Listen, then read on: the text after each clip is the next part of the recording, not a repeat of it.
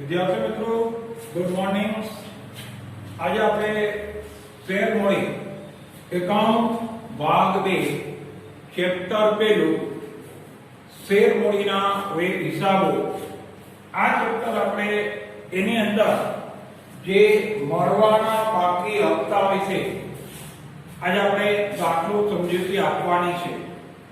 તો મળવાના બાકી હપ્તો એટલે પેલા શું? जो कोई शेयर होल्डर कंपनी मंजूरी के हफ्तानी रकम समयसर न चूकवे तो कंपनी एनी पासेथी हफ्तानी रकम मगावे छे। आ जे हफ्तो मगावे छे त्यारे कोई शेयर होल्डर पैसा न चूकवे तेने मळवानो बाकी हफ्तो कहेवाय। आज आपणे उदाहरण नंबर 4 चौथुं उदाहरण छे ए आपणे लईए छीए। टेक्स्टबुक ની અંદર ઉદાહરણ નંબર 4। હવે દાખલાની શરૂઆત કરતી વખતે તમારે સૌપ્રથમ પહેલો મુદ્દો એ જોવાનો કે કોઈ પણ કંપનીએ બહાર પડેલા શેર કેટલા અને સામે કંપનીને મળેલ અરજી કેટલી। તો મિત્રો અહીંયા આપણે દાખલાની શરૂઆત કરતી વખતે રકમમાં તમને આપેલું છે કંપનીએ કુલ 18 लाख शेर बहार पाड्या। एनी सामे कंपनी ने 20 लाख अरजीओ मळी। तो आनो मतलब एम थयो के बहार पड़ेला शेर करता अरजीओ वधु मळी। 2013 कंपनी द्वारानो नियम मुजब ज्यारे कोई कंपनी ने बहार पड़ेला शेर करता अरजीओ वधु मळी तो ए વધારાની અરજી करनार लोकोने कंपनीए तेना शेरना नाम परत करवा पड़े। तो मित्रों આપણે દાખલાની શરૂઆત કરીએ। સૌથી પહેલા અરજીના પૈસા મળે। અરજીના પૈસા મળે તો કંપની વતી પૈસા લેનાર બને છે બેંક। કંપની છે એના વતી કોણ પૈસા લેશે તો કે બેંક। પહેલી આપણે આમનો बैंक खाते उधार से अरजी खाते जमा। तमने कुल अरजीओ केटली मळी 20 लाख। अरजीनो भाव तमने आपेलो छे 3 रुपया। तो 20 लाख शेर पर 3 रुपया ले छे आपने नाणा मळे छे।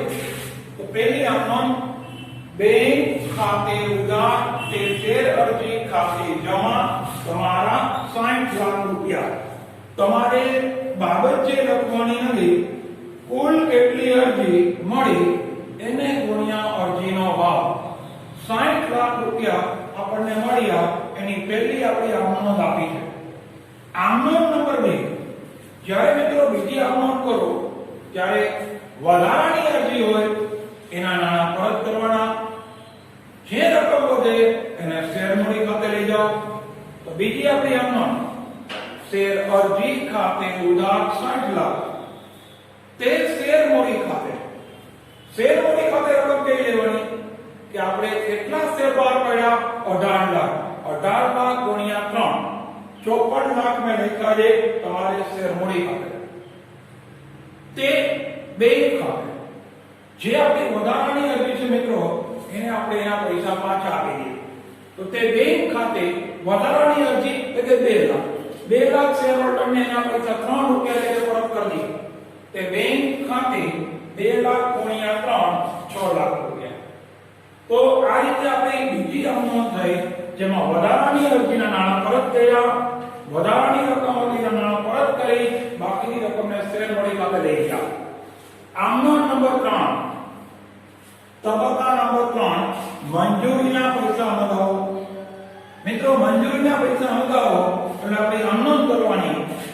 પહેલા પૈસા મંગાવવા પડે શેર મંજૂરી ખાતે ઉધાર તે શેર મૂડી ખાતે જમા।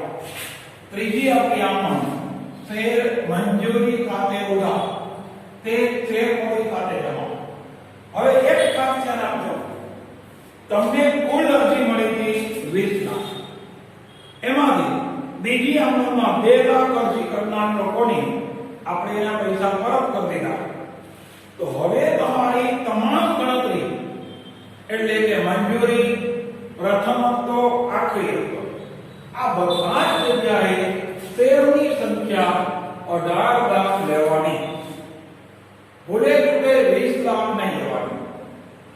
તમને એમ થાય કે પહેલી અરજીમાં તો 20 લાખ લીધા, 20 લાખ કુલ અરજી મળી, એમાંથી 2 લાખ અરજી કરનાર લોકોના આપણે આ પૈસા પરત કરી દીધા, જે આપણે બીજી નોંધમાં લઈ લીધી. તો હવે આપણે ત્રીજી નોંધ, મંજૂરીના પૈસા લગાવો, લેણી રેટો લગાવો, આમનોંધ કરવાની, શેર મંજૂરી ખાતે ઉધાર, શેર મોડી ખાતે જમા. 18 લાખ ઉપર તમારા મંજૂરીના પૈસા 2 રૂપિયા અને 50 પૈસા. તો 18 લાખ શેર ઉપર 2.50 લેખે કરો એટલે તમને 45 લાખ રૂપિયા અહીંયા આપણને મળે છે. તો મંજૂરીના આપણે પૈસા મંગાવ્યા તો 18 લાખ ઉપર 2.50. નંબર 4, મંજૂરીના પૈસા મળે ત્યારે ખાસ જોવાનું કે કોઈ શેર હોલ્ડર એવો છે કે તેને મંજૂરીના પૈસા ન ભર્યા હોય તો તમારે બાકી હપ્તો છે એમાં તમારે ધ્યાન રાખવું પડે. તો બાકી હપ્તામાં તમે જોઈ શકો છો કે 2 શેર હોલ્ડર છે, એમાં એક શેર હોલ્ડરે પહેલો અને છેલ્લો હપ્તો ન ભર્યો, જ્યારે બીજો શેર હોલ્ડર છે એને માત્ર છેલ્લો હપ્તો ન ભર્યો. આનો અર્થ શું થયો કે મંજૂરીના પૈસા બંને લોકોએ ભરી દીધા. મંજૂરીના પૈસા બંને લોકોએ ભર્યા એટલે તમારી સામે કોઈ વિકલ્પ પ્રશ્ન થતો નથી. મંજૂરીના જેટલા પૈસા મંગાવ્યા એ બધા જ પૈસા આપણને મળી ગયા. ઓકે, પૈસા મળે એટલે તરત જ આપણે આમનોંધ કરવાની. બેંક ખાતે ઉધાર તે મંજૂરી ખાતે જમા. બેંક ખાતે ઉધાર 45 લાખ, તે મંજૂરી ખાતે જમા 45 લાખ. કેટલા પૈસા મંગાવ્યા મિત્રો? બધા જ પૈસા આપણને મળી ગયા. એટલે કે આમાં કોઈ પણ પ્રકારની મુશ્કેલી વગર તમારી પહેલી 4 આમનોંધ થઈ. હવે આપણો વારો આવ્યો છે 5મી આમનોંધ. મિત્રો 5મી આમનોંધ શેરના પ્રથમ હપ્તાના પૈસા મગાવો. યાદ રાખજો, કોઈ પણ કંપની હોય એ પોતાના નામ સંચાલકને ઈચ્છા થાય તો એ લોકોના જે તબક્કા પડે કે પહેલો અરજીનો તબક્કો, બીજો તબક્કો મંજૂરીનો બને, ત્રીજો તબક્કો પ્રથમ હપ્તો બને અને આખરી તબક્કો છે, આખરી હપ્તો છે એમાં પૈસા મગાવી શકે. સંચાલકો 4 તબક્કાની અંદર પોતે નાણાં મગાવે. 10 રૂપિયા શેરનો ભાવ હોય તો 10 રૂપિયાને આ 4 ભાગમાં વહેંચે. એવું જરૂરી નથી કે 4 ભાગમાં જ વહેંચવા. સંચાલકને એમ થાય છે કે હવે 4 ને બદલે મારે 3 જ કટકા કરવા, 3 જ હપ્તા કરવા છે. તો એ લોકો શું કરે? પહેલો અને છેલ્લો હપ્તો આ બેના પૈસા ભેગા કરે. તો તમારે યાદ રાખવાનું કે જો 4 ભાગમાં પૈસા મગાવે તો 8 આમનોંધ, 3 ભાગમાં પૈસા મગાવે તો 6 આમનોંધ. કેટલા ભાગમાં નાણાં મગાવ્યા એ તમને રકમમાં આપેલું હોય એના પરથી તમને ખબર પડે કે આપણે આમનોંધ 6 કરવાની કે 8 કરવાની. તો અહીંયા આપણે જુઓ છો એ લોકોએ 4 કટકા કર્યા છે. શેર અરજીનો, મંજૂરી, પહેલો હપ્તો, છેલ્લો. તો કુલ 8 આમનોંધ અને રકમમાં છેલ્લે શબ્દ આપ્યો છે કે બાકી હપ્તા ભરનારે છેલ્લે પૈસા આપણને ચૂકવી આપ્યા. એટલે વધારાની એક આમનોંધ આવી ગઈ 9મી આમનોંધ. તો મિત્રો હવે આપણે પ્રથમ હપ્તાની રકમ મગાવીએ. પ્રથમ હપ્તાની રકમ મગાવો ત્યારે આપણે આમનોંધ કરવાની.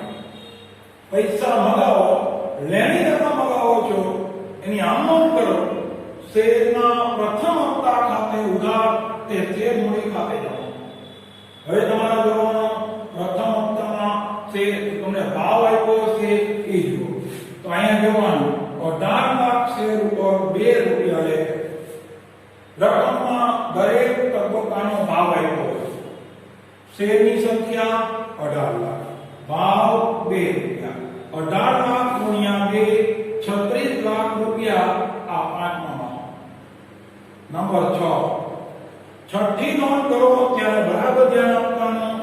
આની અંદર એક શેર હોલ્ડર એવો છે કે જેની પાસે 1600 શેર છે. આ 1600 શેર ધારણ કરનાર વ્યક્તિએ પહેલો હપ્તો અને છેલ્લો હપ્તો રદ કર્યો. તો પ્રથમ હપ્તાના પૈસા મળે એમાં બાકી હપ્તો આવ્યો. તો બાકી હપ્તાની નોંધ આવે છે કે આમાં સૌપ્રથમ પૈસા મળે બેંક ખાતે ઉધાર. ધ્યાન આપજો, તમને સાવ અલગ રીતથી હું સમજાવું છું. બેંક ખાતે ઉધાર રકમ અત્યારે બેંક રાખી દો, રકમમાં કાંઈ નહીં લખવાનું, એટલે બેંક ખાતે ઉધાર કરી દેવાનો. એની નીચે લખવાનું મળવાના બાકી હપ્તા ખાતે ઉધાર. હવે તરત તમારે વિચારવાનું કેટલા શેર હોલ્ડરે પ્રથમ હપ્તો નથી ભર્યો. તમને રકમમાં આપ્યું છે 1600 શેર હોલ્ડર, 1600 શેર હોલ્ડરે પહેલો હપ્તો નથી ભર્યો. તો એને કાઉન્ટમાં લેવું 1600 ગુણ્યા 2, બેનો ગુણાકાર મળવાના બાકી હપ્તામાં આવી ગયા મિત્રો 3200 રૂપિયા. તો ઉધાર બાજુ તમારે 3200 લખવાના.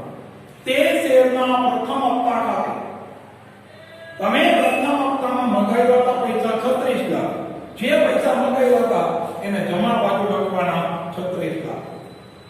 જ્યારે પૈસા મંગાવ્યા ત્યારે રકમને ઉધાર કરી, પૈસા મળ્યા ત્યારે રકમને જમા કરી.